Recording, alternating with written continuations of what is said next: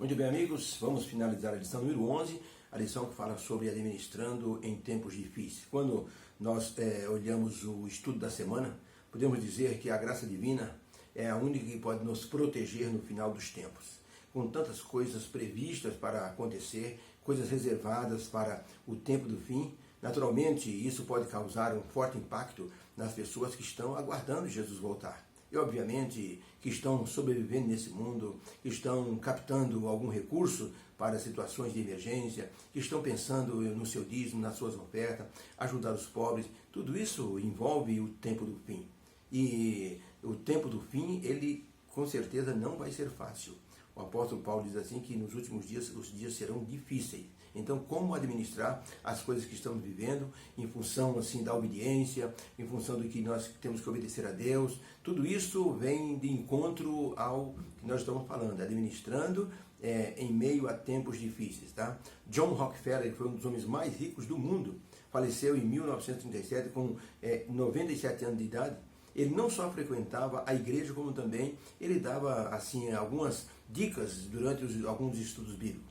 Em um dos estudos bíblicos, ele disse o seguinte para as pessoas. Ele diz assim: eu considero meu dever ganhar todo o dinheiro que eu possa de forma honesta. Como também eu considero meu dever doar para Deus tudo quanto eu possa de forma liberal. Quando eu pergunto o que é o sucesso, se as pessoas me dizem que o sucesso é o dinheiro, eu digo então que isso é muito pobre, um pensamento muito pobre. Porque a pessoa mais pobre é aquele que só pensa apenas no dinheiro.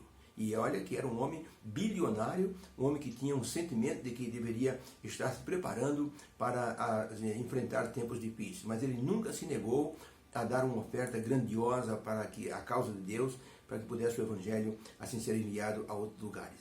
Nessa semana, aprendemos que nós devemos colocar Deus em primeiro lugar. A história do rei Josafá nos mostrou isso, cercado por um inimigo poderoso, com mais de 1 milhão de soldados, e o rei Josafá, temeroso, se colocou diante do Senhor. O profeta veio, Jaziel veio e disse: olha, não se preocupe que essa briga não é de vocês, essa luta é do Senhor. E Deus derrotou aquele exército de 3 nações que estavam assim querendo destruir Judá. Por isso, o rei Josafá diz assim: se vocês acreditarem nos seus profetas, estarão bem. Se acreditarem no Senhor, diz, vocês vão prosperar. Por isso, colocar Deus em primeiro lugar é muito importante.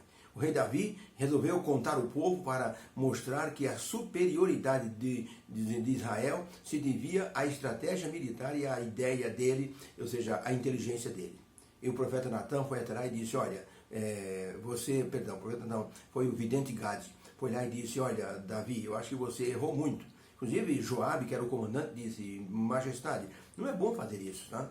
E o Davi disse: mas eu quero que faça. Contaram, fizeram o recenseamento e acharam ali mais de 1 milhão de soldados em todo Israel. Então, Davi bateu no peito e disse: tá vendo aí?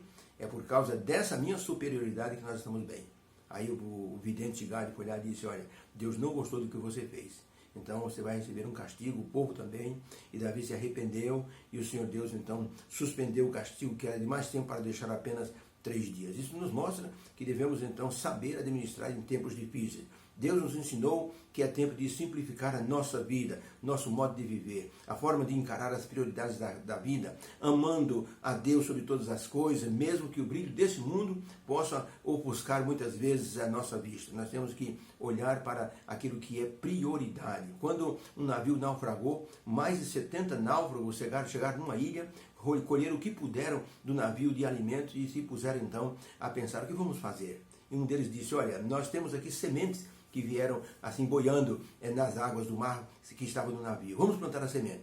Muito bem, um grupo foi explorar a ilha. Quando eles voltaram aos gritos, dizendo: achamos ouro. Todo mundo largou o que estava fazendo e iam começar a semear, e largaram e foram ver ouro. E olha, garimparam, e eles cavocaram com as mãos mesmo, com um pedaço de pau, foram juntando aquele ouro. E depois, quando eles perceberam, o inverno havia chegado e as sementes não haviam sido plantadas. Morreram de fome na ilha, comendo as poucas comidas que tinham sobrado do navio, até que eles todos pereceram.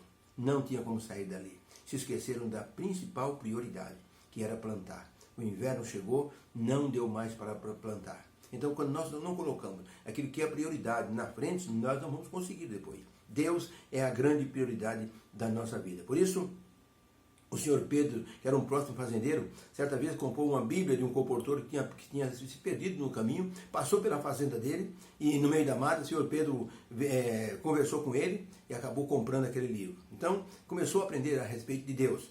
Ele quis ser batizado, mas o pastor descobriu que o senhor Pedro tinha um alambique que fabricava cachaça. O senhor Pedro ficou surpreso quando o pastor lhe disse que se ele se batizar precisava acabar com o negócio de cachaça. O pastor disse, senhor Pedro, irmão Pedro, é escolher Deus ou o alambique? 2 meses depois, o pastor voltou para a casa do irmão Pedro e tudo estava demolido, a loja fechada. Assim, o irmão Pedro, sem apego aos bens desse mundo, tomou uma decisão e foi batizado, e assim ele se tornou um filho de Deus. Seu testemunho causou surpresa a muitas pessoas que vieram ver o batismo do homem que era dono do alambique e fechou o alambique para servir a Deus. No final dos tempos, teremos que tomar decisões ao lado de Deus, e muitas decisões serão bem difíceis de serem tomadas. Ellen White comentou o seguinte, está em Meditações Matinais, 1974, página 243. Os que são filhos de Deus representá-lo-ão no caráter. Suas obras serão perfumadas pela infinita ternura, compaixão, amor e pureza do Filho de Deus. Então, no final dos tempos, vamos precisar realmente dar um testemunho que seja assim válido, para que as pessoas vejam que nós somos filhos de Deus. Que o Senhor te abençoe. Possamos saber administrar em tempos difíceis, sempre colocando Deus em primeiro lugar. Obrigado, Senhor, pela lição dessa semana. Nos orientou muitíssimo a respeito das prioridades da vida. Que o Senhor abençoe cada um dos meus irmãos que estudaram conosco. Em nome de Jesus. Amém. Fique com Deus. Beijo no coração.